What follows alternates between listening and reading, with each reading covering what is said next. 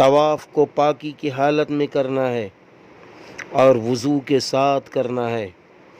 طواف کی حالت میں نظر نیچی رکھنا ہے، اپنے چلنے کی جگہ پر نظر جمائے ہوئے رکھنا ہے، ادھر ادھر نہیں دیکھنا چاہیے، بلکہ اس حالت میں کعبہ کی طرف بھی نہ دیکھنا چاہیے، نہ کعبہ کی طرف پیٹھ کرنا چاہیے۔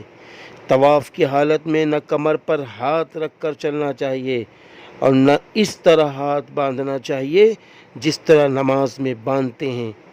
معذور یا بوڑھے اشخاص جو کمزوری یا کسی دوسرے سبب سے اپنے پیروں پر طواف نہیں کر سکتے، وہ کرسی یا اس جیسی کسی چیز پر بیٹھ کر یا لیٹ کر یہ فریضہ انجام دے سکتے ہیں۔ اب آپ کا طواف مکمل اگر 7 چکر ہو گئے ہیں تو اب کیا کرنا ہے؟